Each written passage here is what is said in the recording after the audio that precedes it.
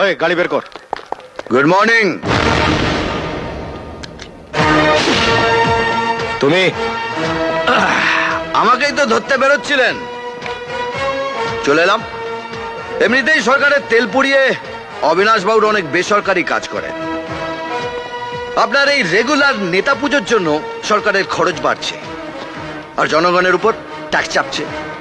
তাই ভাবলাম নিজেই চলে যাই, সরকারের 2 লিটার তেল বাঁচবে আর জনগণের 2 টাকা ট্যাক্স কমবে। তুফান বছরে একাধবার আসে, যখন আসে সবাই ফাঁসে।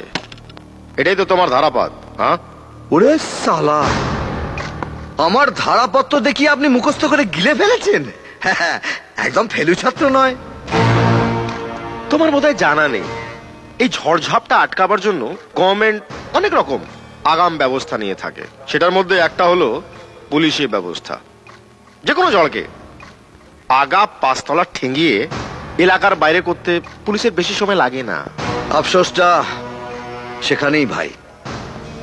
ঝড়ঝাপটা সামলাবার জন্য সরকার অনেক রকম আগাম ব্যবস্থা নিয়ে রেখেছে, কিন্তু উই পোকা মারার জন্য বেগন স্প্রেটা রাখে। তাই তারা মনের আনন্দে নিজের কাজ করে চলেছে। সেটার জন্য পুলিশ আছে, প্রশাসন আছে, রাস্তার উপর ল্যাম্পপোস্টও আছে, চুপচাপ দাঁড়িয়ে থাকে, কিচ্ছু করতে পারে না। গরিব বাচ্চা বাচ্চা ছেলে মেয়েদের মিড ডে মিল হাওয়া করে দিয়ে সেই পয়সায় স্কুলের সেক্রেটারি তার নিজের ছেলের জন্মদিন পালন করছে, আর পুলিশ সেখানে সেজে গুজে নেমন্তন্ন খেতে গেছে, আর সেই অভুক্ত ছেলে মায়ের হাতে মার খেয়ে তার পেট ভরাচ্ছে। আমি সেই নিমন্ত্রণ কর্তা আর নিমন্ত্রিতদের পেটে লাথি মেরে সেই অভুক্ত ছেলে মেয়েদের পেট ভরিয়েছি। অন্যায় করেছো, আইন নিজে হাতে তুলে নেওয়া তোমার কোনো অধিকার নেই। আইন হাতে তুলে নিইনি, শুধু বেগন স্প্রেটা হাতে তুলে নিয়েছি উই পোকা মারার জন্য। এটা আম পাবলিকের দায়িত্ব, আর পাবলিকের মার কেওড়াতলা পার। শালা, থানায় এসে আমাকে হুমকি দিচ্ছিস? তুফান বছরে একাধবার আসে, আর যখন আসে তখন সবাই ফাঁসে। পুলিশ বাদ যায় না। ঝড়ে উড়ে যাওয়ার আগে আমার একটা কাজ করতে হবে।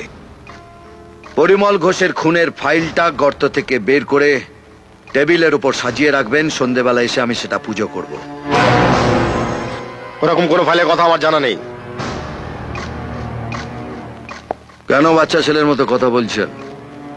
সবার সামনে বাপের হাতে মার খেতে চান? আমার বায়োডাটাটা আপনি তো খুব ভালো করে জানেন।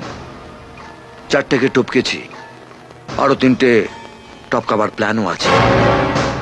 5 নম্বরে যদি আপনার নামটা না লেখাতে চান, তাহলে সন্ধ্যায় যেন ফাইলটা টেবিলের উপর তৈরি থাকে।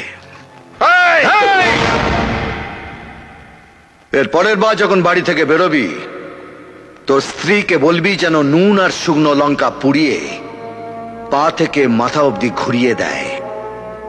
কারণ প্রোটেকশন না নিয়ে তুফানের সামনে পড়লে উড়ে গিয়ে কোন ভাগাড়ে পড়বি শকুনেও খুঁজে পাবে না।